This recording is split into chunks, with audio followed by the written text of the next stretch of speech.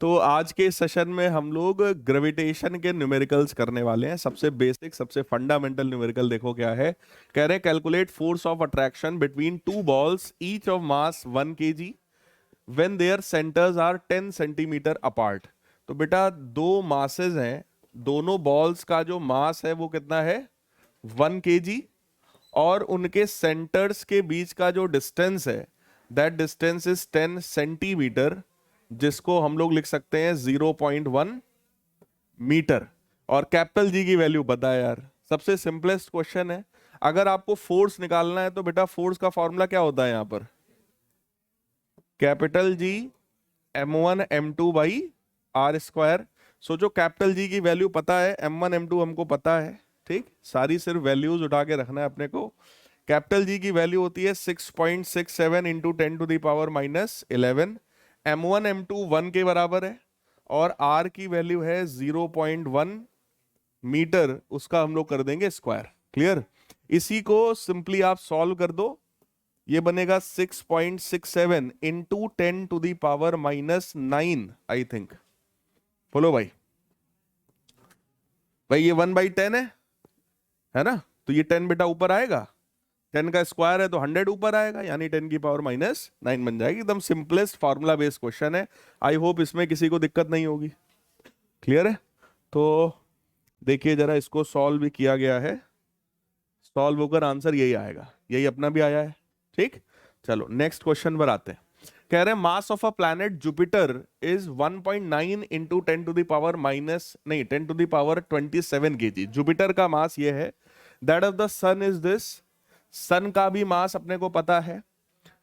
The mean distance of Jupiter from the sun is 7.8 into 10⁻11 metre, यानी कि Jupiter और सन के बीच का डिस्टेंस भी पता है हमको। Calculate gravitational force which the sun exert on Jupiter. बोलो, ये सिंपल है, m1 m2/r²। तो बेटा पहला पार्ट तो ऐसे ही हो जाएगा, कैपिटल जी m1 m2 ऐसा, ठीक। ये तो सिंपल है।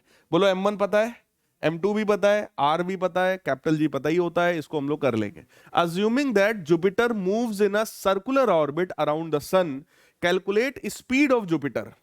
अगर जुपिटर सर्कुलर ऑर्बिट में रिवॉल्व कर रहा है सन के अराउंड, तो आपको जुपिटर की स्पीड बतानी है।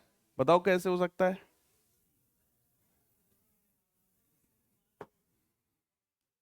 क्वेश्चन समझ में आ रहा है कि नहीं आ रहा है। क्वेश्चन में आपसे सिंपली ये बोल रहे हैं कि यहां सेंटर पे बेटा सन है, और ये जो प्लैनेट है, दिस प्लैनेट इज जुपिटर। आपको दोनों का मास पता है, राइट। दोनों का मास हमें पता है, m1 और m2। उनके बीच का डिस्टेंस हमें पता है। स्पीड हमें निकालनी है, स्पीड हमें निकालनी है। तो क्या हमें टाइम पता है, लेकिन कहां पता है हमें, कैसे होगा।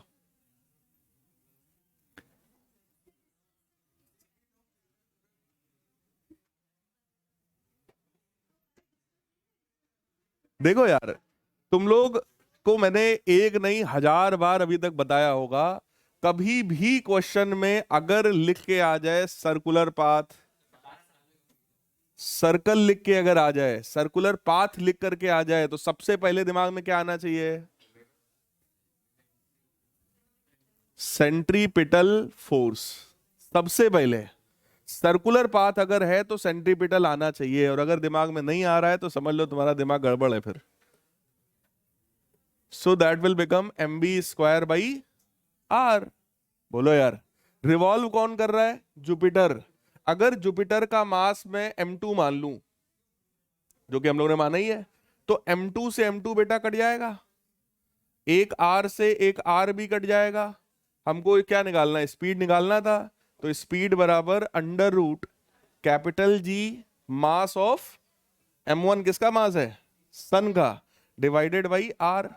यही बचेगा यार, gm/r।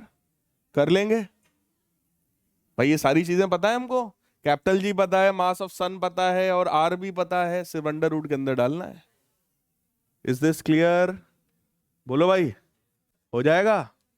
देखो बेटा, कभी भी सर्कुलर पाथ आए सबसे पहले दिमाग में सेंट्रीपिटल फोर्स आना चाहिए। और यहां तो क्वेश्चन में पहले ही फोर्स निकलवाया था, उन्होंने हिंट दिया आपको पहले ही कि पहले फोर्स की वैल्यू बताओ और बाद में कह रहे हैं अगर सर्कुलर पाथ है तो भैया स्पीड बता दो। तो अगर फोर्स तुमने निकाला था तो तुम्हारे दिमाग में उसी समय आ जाना चाहिए था, दैट इज mv²/r। क्लियर है? और यहां पर एकमात्र एक ही फोर्स है जो बोलो सेंटर की तरफ है, और वही फोर्स कौन सा है? Gravitational attraction. वही फोर्स आपका सेंट्रीपिटल है। क्लियर है? अब देखो इसी को सॉल्व किया गया, कैलकुलेशन देख सकते हैं आप लोग। Capital G m1m2/r², capital G की वैल्यू चेक कर लो, m1 पता है, m2 पता है, r² पता है। सारी वैल्यू सॉल्व करोगे तो आएगा कितना? 4.145 इंटू 10⁻23 न्यूटन। ये सबसे पहला हो गया भैया फोर्स की वैल्यू। फिर उन्होंने कहा कि रेडियस नहीं, स्पीड बता दो। तो स्पीड देखो हम लोगों ने अभी निकाला था, स्पीड की वैल्यू हम लोगों ने निकाली थी जी, कितनी निकाली थी? gm/r। बस सेम वैल्यू आप डालोगे, यहां पे मिल जाएगा। यहां पर जो सॉल्व है आपके सामने, किया वही काम गया, चेक कर लो। फोर्स को ही mv²/r के बराबर किया है, क्योंकि फोर्स की एग्जैक्ट वैल्यू ऊपर निकाल चुके हैं तो उसको डायरेक्ट यूज कर दिया है। क्लियर? नहीं तो जो मैंने लिखा था ये, अगर आप इसकी भी डेटा यहां पे रखोगे, मास ऑफ सन और रेडियस आप रखोगे, सेम आंसर आएगा। आंसर में कहीं कोई अलग नहीं आएगा। क्या चीज? ये ऊपर होना चाहिए। क्यों बेटा? v निकालना था हमको भाई, दोनों तरफ सिर्फ अंडर रूट ही तो लेना है। m2 से m2 कैंसिल ही हो गया, gm/r अंडर रूट लग जाएगा बस। तो इसको सिर्फ आपको सिंपलीफाई करना है, सिंपलीफाई करके आप क्रॉस चेक करके देख सकते हो, आंसर आपका यही आएगा। ठीक है, आगे बढ़े। ये आसान है, दोनों क्वेश्चन आसान थे। ये वाला देखो, mean orbital radius of earth around the sun is this. यानी कि ऑर्बिटल रेडियस जो है अर्थ का सन के अराउंड, वो है 1.5 इंटू 10⁸ किलोमीटर। नहीं, ये स्पीड नहीं है। अगर ये किलोमीटर में है तो ये क्या है? रेडियस है। और कह रहे हैं calculate mass of sun if capital G is this. Capital G बेटा अपने को पता है 6.67 इंटू 10⁻⁻11, और हमसे कह रहे हैं मास ऑफ सन बता दो। सन का मास कितना है? क्वेश्चन में चेक करिए क्या पता है, क्या पूछ रहे हैं। Mean orbital radius of earth around the sun. Earth का सन के अराउंड जो रेडियस है वो पता है हमको, यानी सर्कुलर पाथ है। दूसरी बात कह रहे हैं मास ऑफ सन बताना है, कैपिटल जी की वैल्यू अपने को पता है। बताओ कैसे हो सकता है? देखो अगर फोर्स की बात, वैसे तो फोर्स गिवन नहीं है ना, लेकिन अगर हम लोग फोर्स की बात करते हैं तो that will be capital G mass of sun mass of earth divided by r²। Clear? इस फोर्स को हम लोग बोलो सेंट्रीपिटल फोर्स के बराबर भी कर सकते हैं। बोलो यार, mv²/r, जिसमें मास किसका होगा? जो घूम रहा है। कौन घूम रहा है? अर्थ। तो it should be mass of अर्थ। यहां से क्या हमें कुछ मिल सकता है भाई? me से me कैंसिल हो गया, एक r से एक r भी कैंसिल हो गया भाई। मास ऑफ सन बोलो निकालना था, that is equal to v² upon capital G, और ये वाला r इधर चला जाएगा। बोलो भाई, v²r अपॉन कैपिटल जी, है ना। अगर v की वैल्यू मिल जाए तो काम चल जाएगा, स्पीड मिल जाए तो काम चलेगा। स्पीड का फॉर्मूला यहां पे क्या होगा भाई? स्पीड बराबर डिस्टेंस अपॉन टाइम। डिस्टेंस कितना होगा? 2πr। भाई सर्कुलर पाथ में घूम रहा है, डिस्टेंस कितना है? 2πr, सरकमफेरेंस के बराबर। और टाइम कितना लगता है बेटा अर्थ को सन के अराउंड घूमने में? कितना समय लगता है? 365 दिन multiplied by 24 hours multiplied by 60 minute multiplied by 60। बोलो रेडियस पता है तो क्या यहां से स्पीड आ जाएगी? वो स्पीड को अगर हम लोग यहां रख के स्क्वायर करेंगे और रेडियस पता ही है, कैपिटल जी पता ही है, तो क्या हम लोग सॉल्व करके आंसर निकाल सकते हैं? जल्दी से इसको सॉल्व करके जरा आंसर निकालते हैं हम लोग। 2 पाई, रेडियस है 1.5 इंटू 10⁸ किलोमीटर है ना, उसमें भी 10⁻³ से जब आप मल्टीप्लाई करोगे तब जाके वो मीटर में बनेगा। And this is 365 into 24 into 60 into 60। इसको सॉल्व करो बेटा, कैलकुलेटर है किसी के पास? करो इसको जरा सॉल्व।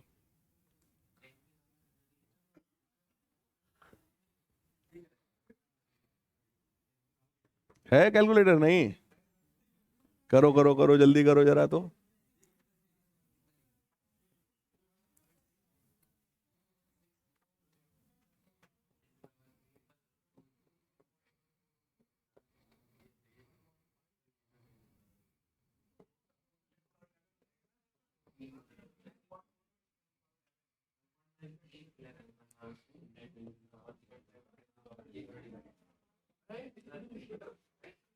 करो भाई।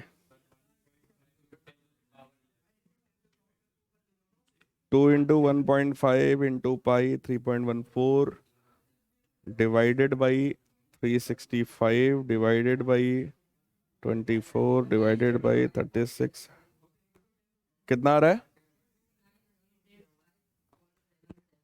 इसका?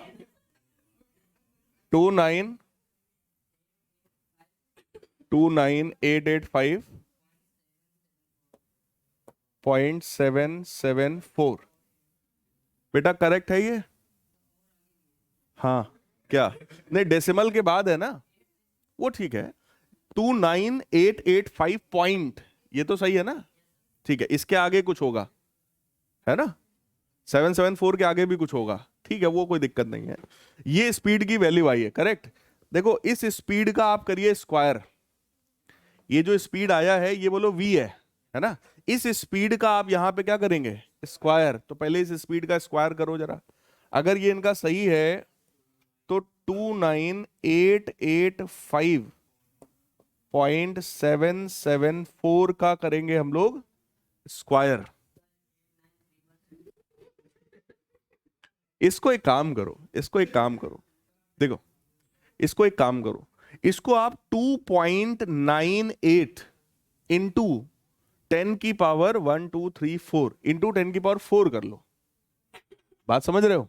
इसको स्टैंडर्ड फॉर्म में हम लोग ला सकते हैं, यानी कि वी कैन राइट इट, ध्यान से देखो भाई सब लोग,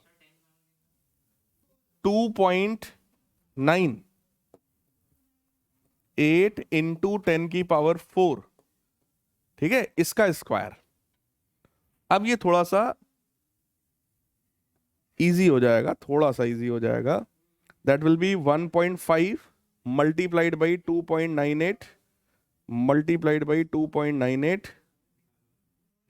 डिवाइडेड बाई 6.67, तो ये तुम्हारा बन रहा है 1.99 इंटू 10⁻, देखो ये 11 ऊपर जाएगा 22 और ये 8, कितना बनेगा? 22 और 8 30, इतने केजी ये सन का मास आ रहा है। क्लियर है? तो चेक कर लेते हैं जरा। हाँ भाई एकदम सही है, 2 इंटू 10⁻30 केजी यहां निकला है, हम लोग का 1.99 आया है, वो सही है, चलेगा, कोई दिक्कत नहीं है, क्योंकि यहां पे हम लोग ने राउंड ऑफ कर लिया है ना, इसलिए जो है वो थोड़ा सा डिफरेंस आ रहा है, बट कोई दिक्कत नहीं है। क्वेश्चन समझ में आया करना कैसे है? क्लियर? थोड़ा सा देखो, ग्रेविटेशन चैप्टर में जो क्वेश्चंस मिलेंगे they will be calculative, calculative ही होते हैं, क्योंकि कैपिटल जी की वैल्यू डालोगे अपने आप कैलकुलेटिव हो जाएगा क्वेश्चन, ठीक है, लेकिन थोड़ा सा पेशेंस के साथ आप करेंगे तो हो जाएगा। ये चीज समझ में आ गई सबको? अगला क्वेश्चन देखिए जरा, अ मास कैपिटल एम, बहुत बढ़िया क्वेश्चन है, इंपॉर्टेंट क्वेश्चन है, कॉम्पिटेटिव एग्जाम में ऐसे क्वेश्चंस आ जाया करते हैं। A mass capital M is broken into two parts of masses m1 and m2. How are m1 and m2 related so that force of gravitational attraction between them is maximum?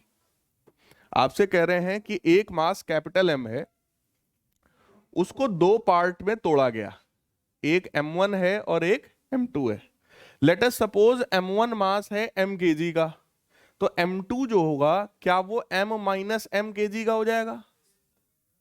भाई capital M मास को दो part में तोड़ना है हमको। अगर एक का मास स्मॉल m है तो दूसरे का मास कितना होगा? पक्की बात है। अब हमसे आगे कह रहे हैं कि ऐसा सिस्टम बनाया गया है कि उनके बीच का जो ग्रेविटेशनल अट्रैक्शन है वो मैक्सिमम है, यानी force between these two masses is maximum. तो बेटा फोर्स है कितना? फोर्स कितना होता है? Capital G m1 m2 upon r square. This force is maximum, ऐसा हमको क्वेश्चन में कहा जा रहा है, राइट? और इसके लिए हमें m1 और m2 में कंडीशन बतानी है कि भैया m1 और m2 में क्या कंडीशन है। कुछ बात समझ में आ रही है? अगर ये फोर्स बेटा मैक्सिमम है तो हम लोग यहां क्या कर सकते हैं, कैसे कर सकते हैं? अगर कोई चीज मैक्सिमम कभी गिवन हो आपको तो क्या कर सकते?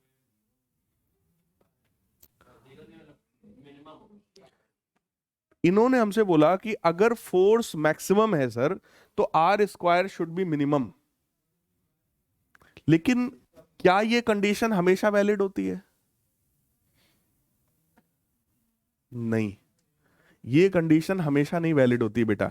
ये तब वैलिड होगी, ध्यान से सुन लो, ये तब वैलिड होगी जब न्यूमरेटर कांस्टेंट हो। ऊपर वाला टर्म कांस्टेंट अगर हो तब हम कह सकते हैं कि सर अगर नीचे वाला छोटा है तो ये मैक्सिमम होगा। क्लियर? लेकिन यहां तो यार ये भी तो वेरिएबल है, अभी तो हमको स्मॉल m खुद ही नहीं पता क्या है। अगर स्मॉल m चेंज हो रहा होगा तो capital M minus small m वो भी चेंज हो रहा होगा। इसका मतलब न्यूमरेटर यहां पे कैसा है? Variable.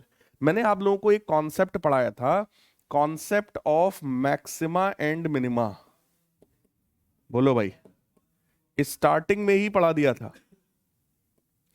Concept of maxima and minima.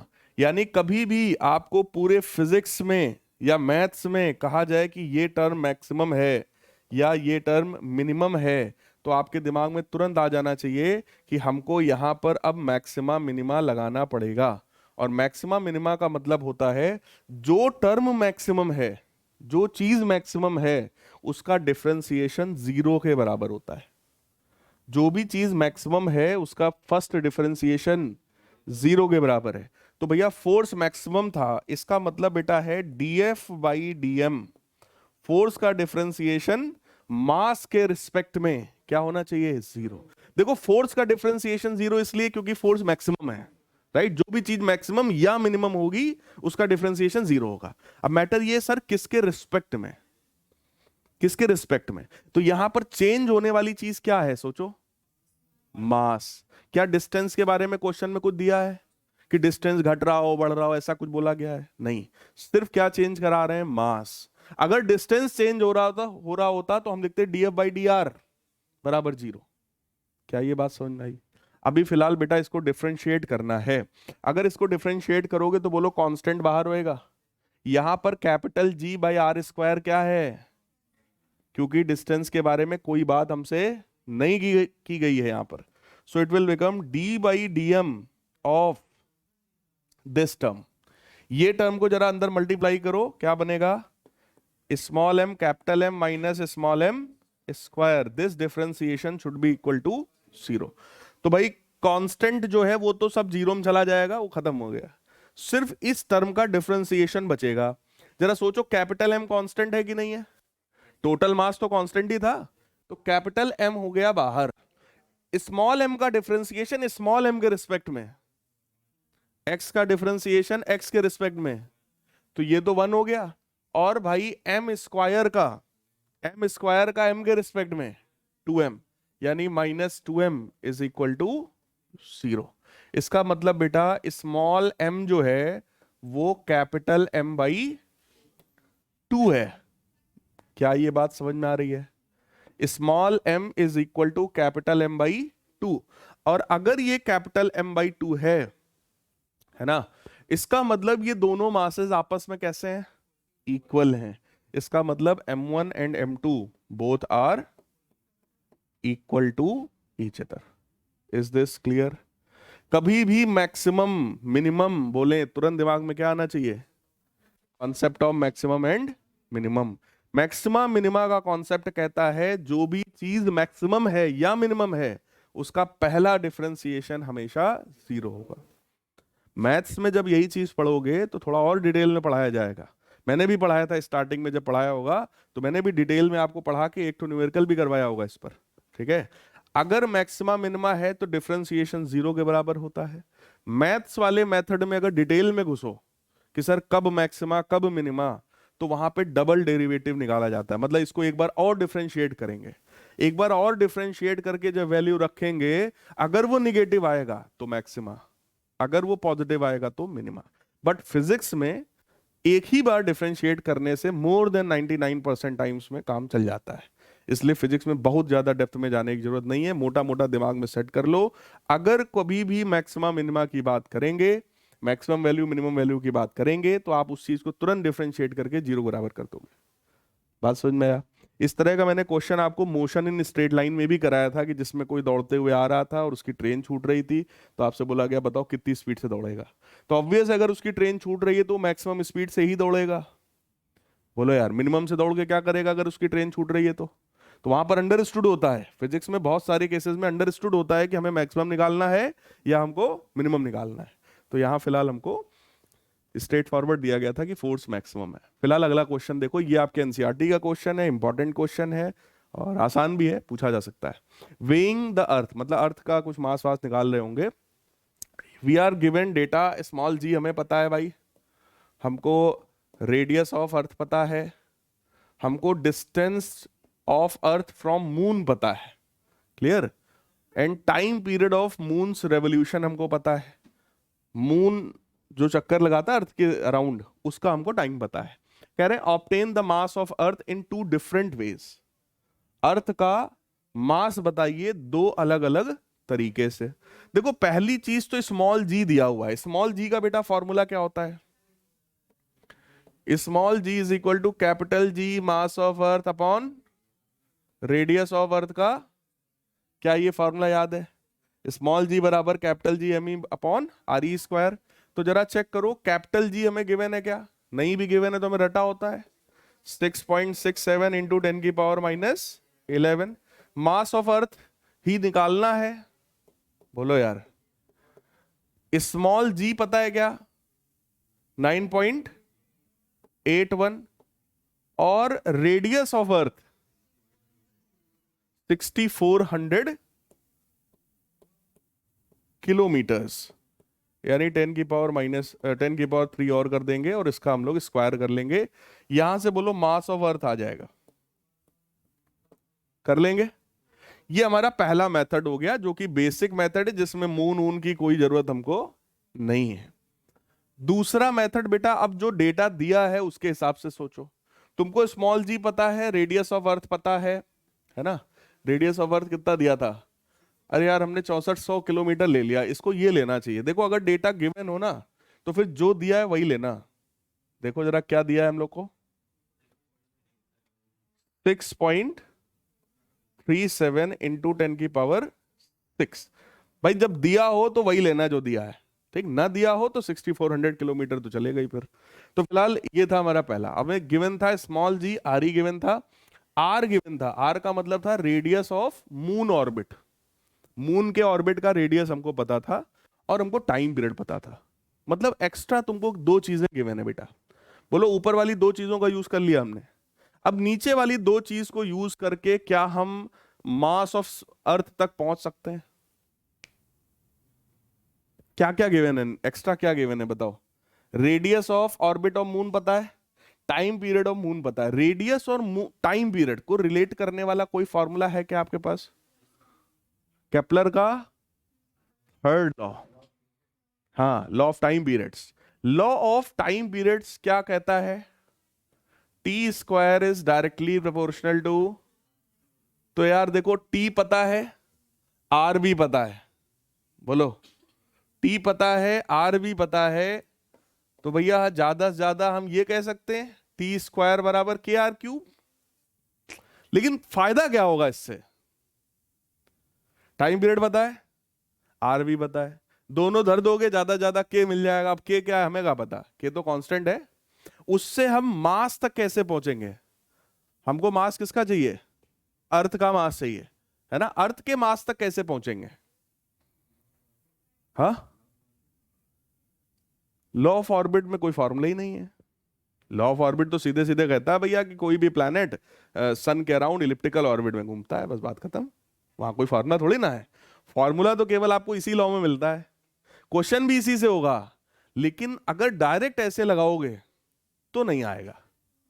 बात समझ में आई? अब हमें इसके डेरिवेशन वाले पार्ट पर जाना पड़ेगा। देखो यही फिजिक्स है, फिजिक्स फॉर्मूले से नहीं चलता है, फिजिक्स कॉन्सेप्ट से चलता है। कॉन्सेप्ट इन्होंने बिल्कुल सही बताया कि सर केपलर का लॉ लग सकता है, क्योंकि वो लॉ टाइम पीरियड और रेडियस को रिलेट करता है। क्लियर? फॉर्मूला भी सामने लिखा है, लेकिन इस फॉर्मूले से डायरेक्ट अपना क्वेश्चन नहीं बनने वाला। तो आप इसके बेसिक में आओ। बेसिक क्या था भैया? बेसिक ये था कि अगर मैं टाइम पीरियड की बात करूं, टाइम पीरियड, तो क्या टाइम पीरियड का फॉर्मूला बेटा ये होता है? क्या टाइम पीरियड का फॉर्मूला ये होता है? बोलो यार। उसमें भी अगर टी स्क्वायर की बात कर रहे हो तो क्या टी स्क्वायर बराबर 4 pi square r square upon v square हो जाएगा? बोलो भाई। और अपने को टी स्क्वायर और आर में चीजें चाहिए, वो भी आर क्यूब चाहिए। यहां तो आर स्क्वायर दिख रहा है, मतलब इस वी स्क्वायर का कुछ करना पड़ेगा। और वी स्क्वायर का मैं ये कर सकता हूं कि अगर सर्कुलर पाथ है तो भाई साहब जो फोर्स होगा capital G m1 m2 by r square, यही फोर्स बोलो सेंट्रीपिटल फोर्स होगा, mv स्क्वायर बाई आर। सही है? कौन किसके अराउंड घूम रहा है? मून घूम रहा है अर्थ के अराउंड। तो सेंट्रीपिटल फोर्स में ये वाला जो मास है ये किसका है? मून का है। This is mass of moon. तो मून का मास मैं दोनों तरफ से काट दे रहा हूं। क्लियर है? एक आर से एक आर भी काट दे रहा हूं। वी स्क्वायर की बेटा वैल्यू क्या बनेगी? कैपिटल जी मास ऑफ, किसका मास बना बचा अब? अर्थ का। मून वाला तो कैंसिल हो गया, अपॉन आर। तो जरा चेक करिए, क्या वी स्क्वायर की जगह मैं ये लिख सकता हूं? तो T square is equal to 4 pi square r square बटे वी स्क्वायर। वी स्क्वायर की वैल्यू देखो जरा, जी एम ई बटे आर। वो वाला आर ऊपर जाएगा, क्या इसको क्यूब बना देगा? स्क्वायर तो ये पहले से ही था, एक आर और ऊपर गया, क्या बनाया? क्यूब। अब जरा चेक करो, यही डेरिवेशन है, जरा चेक करो, क्या T square proportional to r cube है? बोलो यार। मतलब ये जो कांस्टेंट यहां लिख दिया था ना के, वो के की वैल्यू क्या है? लेकिन उस समय हमको नहीं पता था। बोलो यार, उस समय हमको नहीं पता था, तो हम बेसिक में आए और हमने फॉर्मूला डिराइव किया। ठीक, अब यहां से हम लिखेंगे मास ऑफ अर्थ। तो बेटा मास ऑफ अर्थ कितना आएगा? 4 pi square are cube divided by capital G T square. बोलो पाई पता है, आर पता है, आर कितना है? 3.84 इंटू 10 की पावर 8 मीटर। क्लियर? और टाइम पीरियड पता है, 27.3 डेज है। डे को कन्वर्ट करेंगे आवर्स में, आर को अपना कन्वर्ट कर लेंगे सेकंड में, है ना, 16 टू 60 करके। तो कहने का मतलब यहां पे अगर मैं रख दूंगा कैपिटल जी पता ही है, तो क्या मास ऑफ अर्थ आ जाएगा? मास ऑफ अर्थ बोलो दो तरीके से निकालना था। एक तरीका था स्मॉल जी के फार्मूले से, और एक तरीका है केपलर साहब के तीसरे लॉ से। अब देखो इंटरेस्टिंग बात यह है कि हमने पहले वाले फार्मूले से बेटा निकाला, ये वही स्मॉल जी का फार्मूला है भाई, स्मॉल जी के फार्मूले से निकाला तो मास ही आया। ठीक, उसके बाद जब हमने केपलर का लॉ लगाया, अब यहां तो देखो डायरेक्ट लॉ लिखा है, मैंने आपको पूरा डिराइव करके दिखा दिया। ये डायरेक्ट फार्मूला लिखा है भैया, फार्मूला क्रॉस चेक कर सकते हो आप। मास ऑफ अर्थ का फार्मूला देखो जरा कितना हम लोगों ने निकाला, 4 pi square are cube. Check करो, 4 pi R square are cube upon G T square. वही वहां था, वही यहां है, वैल्यू सब रख दिया गया, तो आंसर हमारा ये आ गया। दोनों आंसर में देख लो बड़ा हल्का सा डिफरेंस है, इसमें और इसमें देख लो बड़ा हल्का सा डिफरेंस है।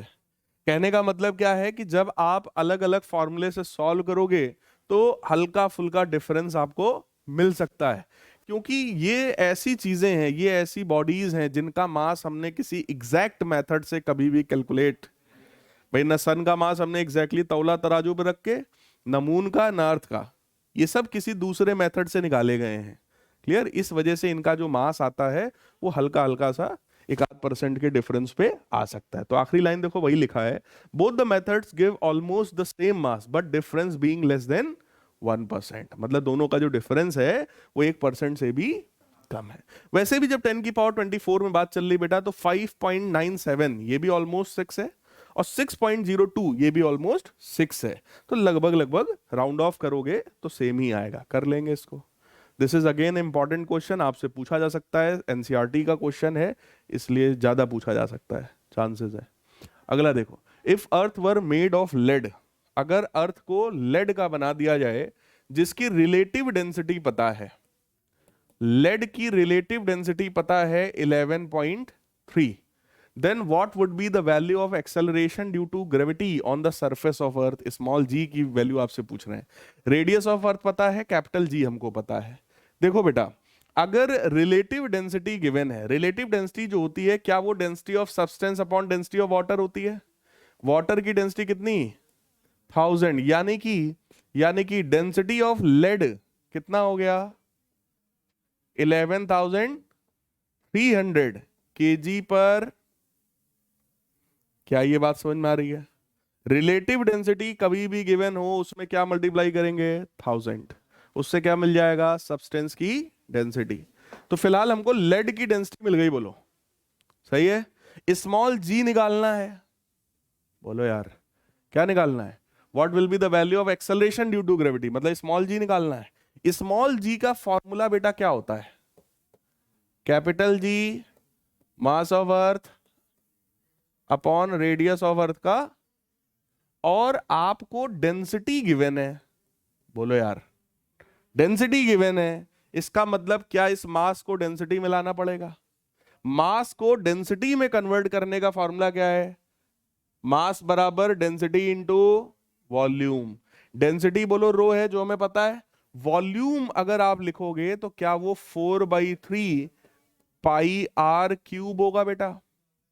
आर स्क्वायर से ये कैंसिल हो जाएगा, यानी कि फॉर्मूला आ गया हमारे पास 4/3 पाई कैपिटल जी रो आर ई। देखो अगर ये रटा है तो भैया बहुत अच्छी बात है, पढ़ाया है ये भी मैंने आपको इस फॉर्म में, मैंने आपको ऑर्बिटल स्पीड भी पढ़ाई है, एस्केप वेलोसिटी भी पढ़ाई है, सब में ये फॉर्मूला यूज किया हम लोगों ने। क्लियर? लेकिन मुझे तो नहीं रटा है भाई, सीधी सी बात है, हमको तो यही याद है, यही रटा हुआ है। हमको जब जरूरत पड़ेगी तो हम ऐसे एक लाइन लिख लेंगे भाई। क्लियर? अभी बताओ 4/3 पाई पता है, कैपिटल जी पता है, डेंसिटी पता है, और आर ई भी पता है, रेडियस ऑफ अर्थ देखो क्वेश्चन में गिवन नहीं है डायरेक्ट हमको। तो क्या इसको हम लोग सॉल्व करके जी की वैल्यू निकाल सकते हैं? पक्की बात है, चेक करो। जी की वैल्यू मतलब डेंसिटी की वैल्यू आ जाएगी, और gm/r² और मास को डेंसिटी इंटू वॉल्यूम, तो यही फॉर्मूला बन गया, यही हम लोग ने बनाया है। इसको मल्टीप्लाई कर लेंगे, आंसर आ जाएगा 22.21 मीटर पर सेंटीमीटर पर सेकंड स्क्वायर। राइट है? कोई दिक्कत हो तो बताओ इसमें। देखो क्वेश्चंस वैसे तो आप लोग को ईमानदारी से पहले करने चाहिए, फिर भी मैं हर वैरायटी के क्वेश्चन आपके सामने एक बार ले आ रहा हूं। ठीक है? कोई वैरायटी का क्वेश्चन बचेगा नहीं, हर इंपॉर्टेंट हर अलग टाइप का जो भी क्वेश्चन हो सकता है वो मैं करा रहा हूं। इतने क्वेश्चन अगर आप अच्छे से प्रैक्टिस कर लेते हो तो फिर कोई भी क्वेश्चन अगर आएगा 11 क्लास से रिलेटेड तो आप उसमें अपना दिमाग चला सकते हैं कि इसमें क्या दिया है और क्या करना है। अगला क्वेश्चन देखो, a body weighs 90 kg force on the surface of earth and how much it will weigh on the surface of Mars whose mass is 1/9 and radius is 1/2 that of Earth। मतलब Mars का मास जो है वो 1/9 of mass of अर्थ है, Mars का radius जो है वो 1/2 रेडियस ऑफ अर्थ है, और कह रहे हैं अर्थ पर किसी ऑब्जेक्ट का वेट हमें पता है। केजी फोर्स का मतलब समझते हो? 1 kg फोर्स का मतलब, हाँ 1 kg फोर्स का मतलब सीधा सीधा ये होता है 1 kg बॉडी का वेट। 1 kg बॉडी का वेट जो होगा क्या वो 9.8 न्यूटन होगा? बोलो यार, mg होता है। तो इसका मतलब अगर कभी भी आपको 1 kg फोर्स दिया होगा तो क्या उसका मतलब आप समझते हैं? 9.8 न्यूटन। तो फिलहाल बेटा मार्स पे बताना है वेट जो होता है क्या वो स्मॉल जी पर डिपेंड करता है? अर्थ पर हमें स्मॉल जी पता है, मार्स पे निकाल लो। मार्स पे अगर निकालोगे स्मॉल जी तो जरा चेक करिए, स्मॉल जी का फॉर्मूला क्या होता है भाई? Capital G mass upon radius square, है ना। जब अर्थ पे निकालते हैं तो एम ई और आर ई होता है, अभी मार्स पे निकाल रहे हैं तो ऐसा हो जाएगा। कैपिटल जी तो बोलो यूनिवर्सल कांस्टेंट है, उसकी वैल्यू पर कोई फर्क नहीं पड़ता है। मास आप देख सकते हो भाई 1/9 मास ऑफ अर्थ, और आर एम अगर मैं देखूं so that will B 1/4 are E square. बेटा ये 4 जाएगा ऊपर और ये 9 आएगा, तो क्या ये 4/9 और ये जो बाकी सारी चीजें हैं क्या ये स्मॉल जी ऑन अर्थ है? बोलो भाई। अब यहां वैल्यू रखने का कोई फायदा नहीं है, फालतू क्यों रखे हम, हमको पता ही 9.8 होता है तो क्यों रखे हम वैल्यूज, है ना। क्यों कैलकुलेटिव बनाए फालतू क्वेश्चन को? कहने का मतलब स्मॉल जी की वैल्यू पता है अपने को 4/9 ऑफ 9.8। बोलो यार। तो जरा इसका वेट बता दो बेटा। मार्स पर वेट जो होता है क्या वो mg होता है? तो mass of object into value of g on Mars, तो मास एज इट इज रहेगा कितना 90 kg, और g की जो वैल्यू है वो कितनी रहेगी? That will be 4/9 of small g on earth. क्या ये बात सही है? एक चीज और समझ लो, अगर क्वेश्चन में आपको वेट केजी फोर्स में दिया था तो कायदे से हमको आंसर भी केजी फोर्स में ही देना चाहिए। क्लियर?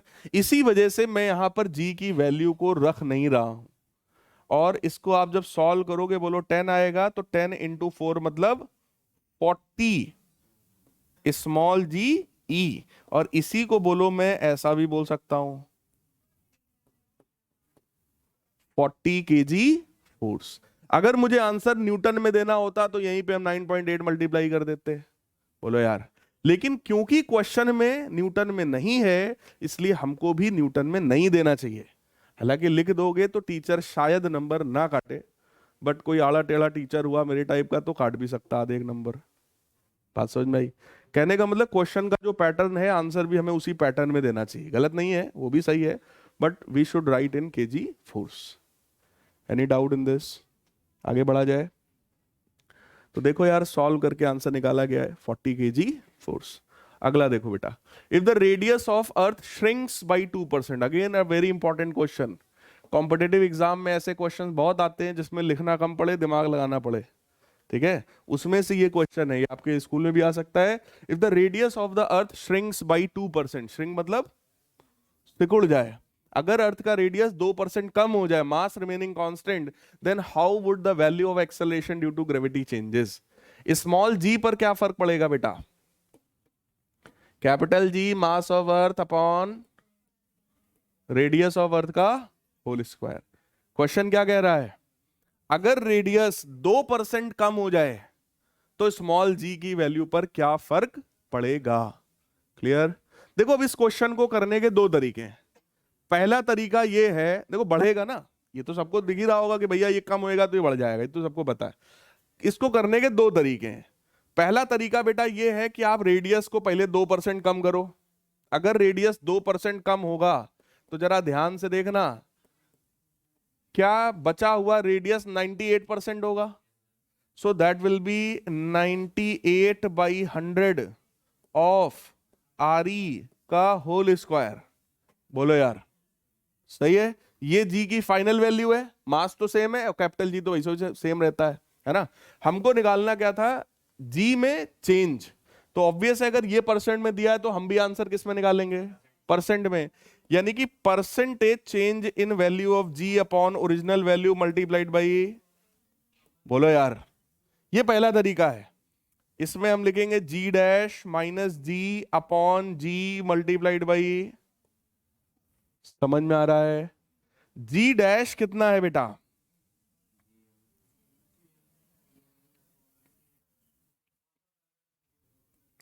जी एम ई, बहुत ध्यान से देखना, अपॉन आर ई स्क्वायर, और ये जो लिखा है 0.98 स्क्वायर।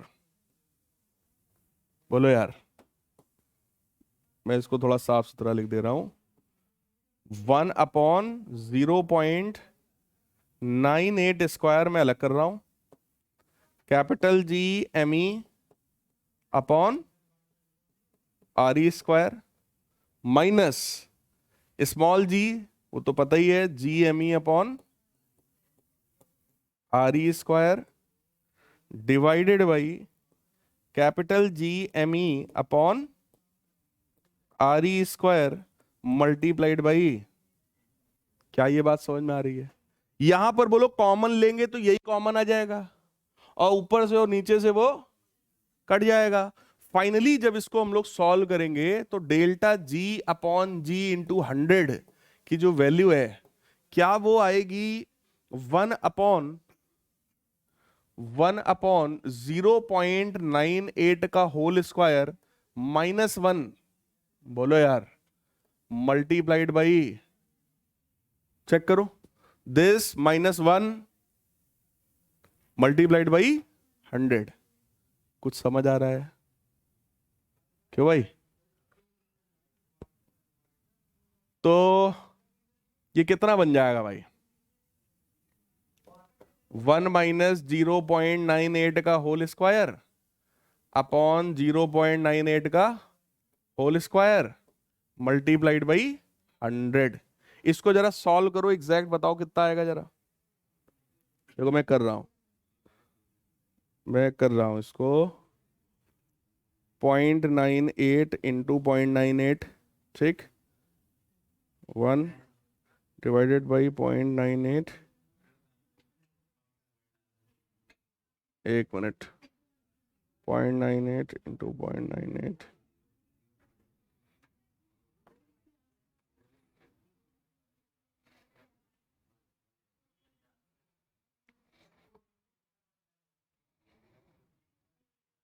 ये वैल्यू आ रही है -4.12%। बोलो यार, वैल्यू आ रही है -4.12%, राइट? अगर इसको मैं राउंड ऑफ करूंगा तो ये लगभग लगभग 4% आ रही है। बोलो भाई, अब सेम क्वेश्चन, ये पहला मेथड है, ठीक है, जो थोड़ा सा कैलकुलेटिव है, दिस इज फर्स्ट मेथड। अब सेकंड मेथड में आओ। सेकंड मेथड मैंने आप लोगों को सिखाया था जब मैंने एरर एनालिसिस पढ़ाया था, याद करो, सबसे पहले चैप्टर में यूनिट एंड मेजरमेंट में आप लोगों ने एरर एनालिसिस पढ़ा था।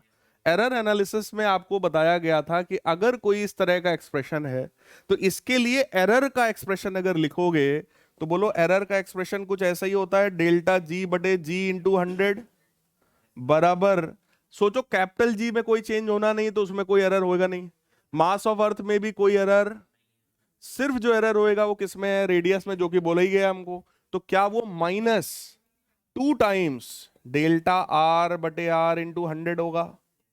बोलो यार, -2 टाइम्स, और रेडियस में चेंज कितना दिया है क्वेश्चन में, तो क्या सीधे सीधे हमारा आंसर आ गया 4%। कुछ बात समझ में आई? तो ये भी एक मेथड है जो कि बहुत ही शॉर्टकट है इस तरह के क्वेश्चन को करने के लिए। Is this clear? समझ में आई बात? तो ये एग्जैक्ट आंसर दे रहा है और ये अप्रॉक्स आंसर दे रहा है। अगर ऑब्जेक्टिव क्वेश्चन हो तो इसी मेथड से करो, तुरंत टिक मार दो, 4 के आसपास जो भी ऑप्शन देखे वही सही है, हमारा बात खत्म हो गई। क्लियर? इवन यहां पर भी सब्जेक्टिव में भी आप कर सकते हो, राइट? सब्जेक्टिव में भी आप कर सकते हो। तो इस तरीके का फॉर्म बना लोगे, dr/r 2 मतलब सेम वही है, आंसर चेक कर लो, 4% आ रहा है। क्लियर है?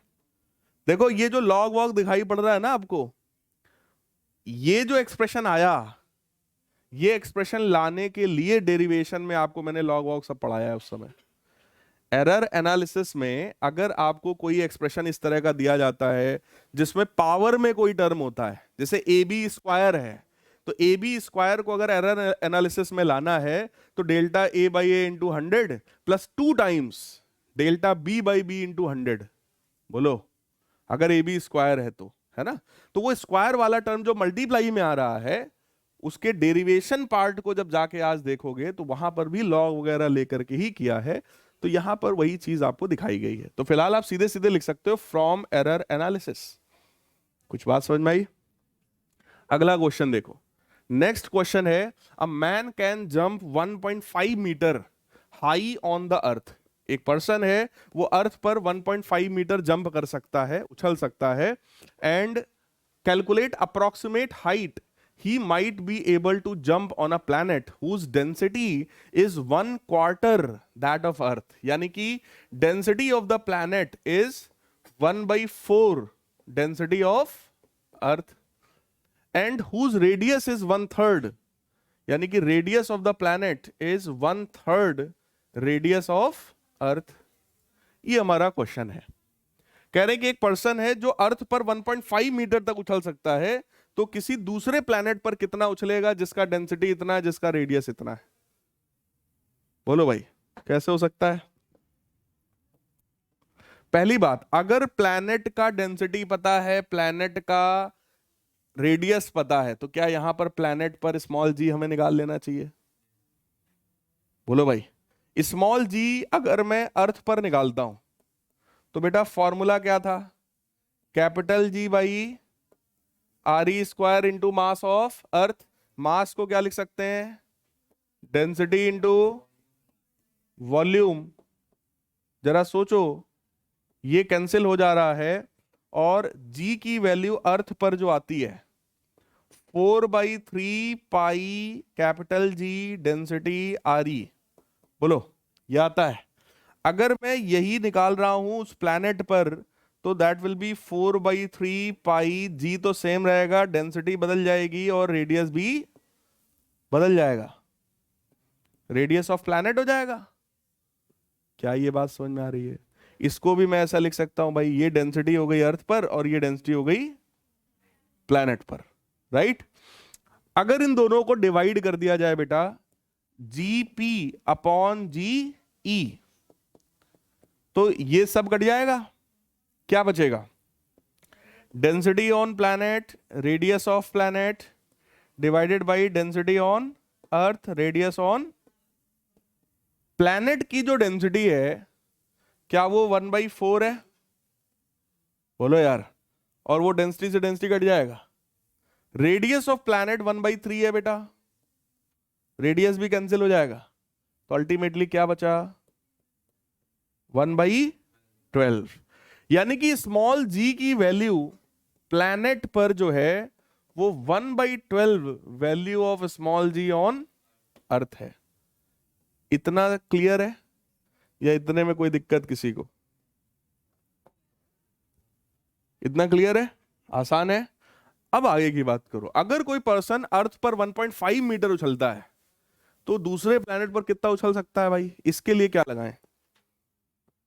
जंप करने में जो एनर्जी कोई पर्सन लगाएगा, क्या वो उसकी अपनी पोटेंशियल एनर्जी रही होगी? बोलो यार, mgh।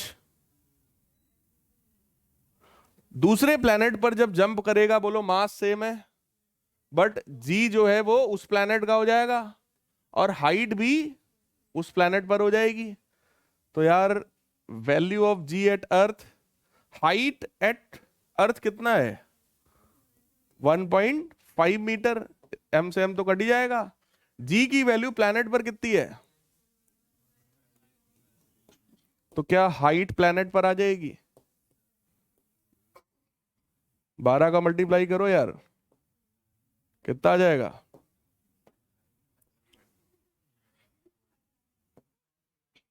1.5। यानी कि उस प्लैनेट पर पर्सन कितना कूदेगा? 18 मीटर तक। अगर वो अर्थ पर कूदता है 1.5 मीटर तो वो उस प्लैनेट पर कितना जंप करेगा? क्या ये समझ में आया? कोई डाउट हो भाई बताओ। मैंने कौन सा क्या लॉजिक लगाया है बताओ। पहले तो ये जो दिया था इससे मैंने ग्रेविटी निकाल लिया, ठीक। फिर ये है कि भाई अगर अर्थ पे इतना जंप कर रहा है तो प्लैनेट पे कितना जंप करेगा, तो प्लैनेट पर जब वो जंप करेगा तो एनर्जी तो सेम ही लगाएगा ना भाई। जितनी एनर्जी पर्सन के पास होएगी उतनी एनर्जी से वो अर्थ पे जंप कर रहा है और सेम एनर्जी से वो वहां भी जंप करेगा। क्लियर? तो जो mgh एनर्जी यहां पे थी वही mgh एनर्जी उसकी वहां होगी। सही है? तो बस मैंने mgh को बराबर किया, m से m कट गया, बस ग्रेविटी ये अर्थ की रखा, हाइट अर्थ की रखा, इधर प्लेनेट पर आ गया। Any doubt? क्लियर? तो अभी फिलहाल मैंने आपको 9-10 वैरायटी के क्वेश्चन मैंने करा दिए हैं। कुछ क्वेश्चंस और बचे हैं, नेक्स्ट क्लास में हम लोग उसको आगे कंटिन्यू करेंगे।